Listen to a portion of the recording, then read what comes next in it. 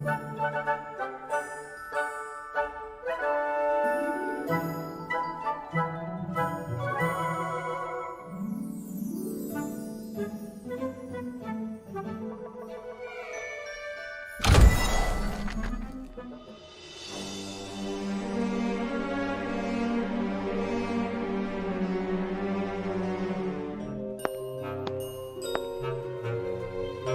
got your note, Kevin. Did you really get attacked by a book? Yes. Or maybe.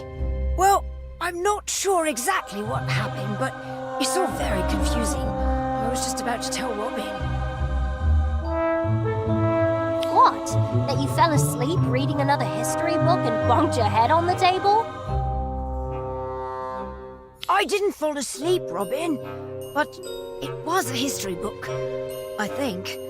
It didn't have a name. Then how do you know what it was about? Because I found it in the history section, of course. Well, I found it after I didn't find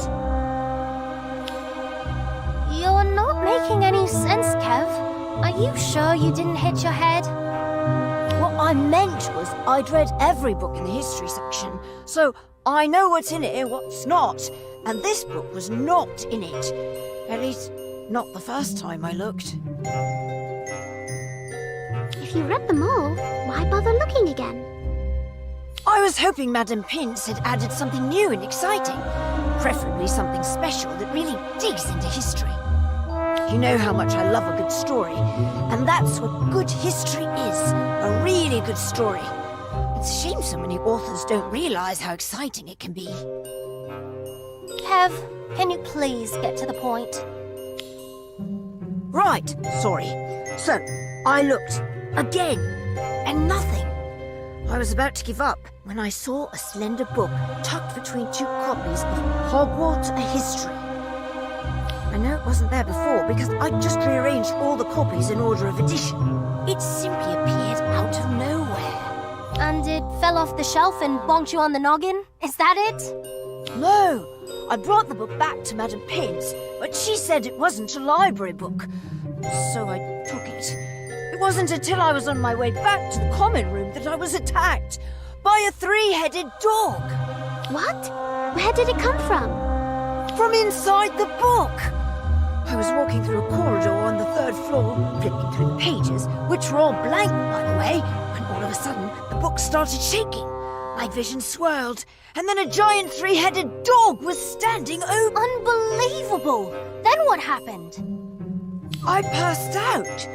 When I awoke, the dog was gone. I grabbed the book and took it straight back to the library.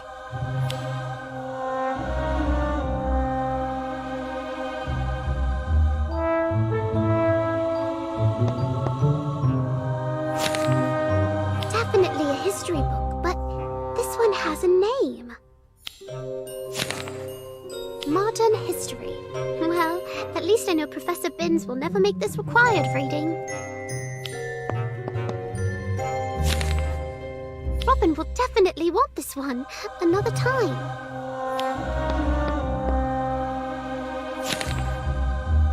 A history of horrible things happening to students. Maybe not this one. This is what Kevin was rearranging. I must be close.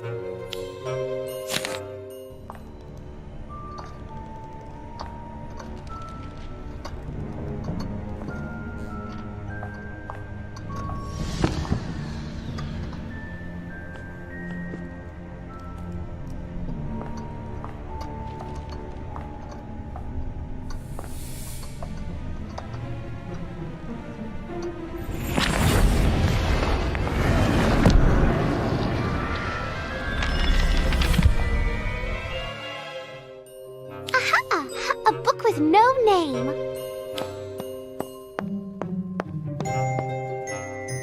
I found it. No name, no text. This must be it. All right. Just keep it away from me. I don't want to see that three-headed dog again. Brilliant idea, Kev. Let's start with the beast. Now, who do we know that might have a monster-sized dog? I think Hagrid used to have a three-headed dog.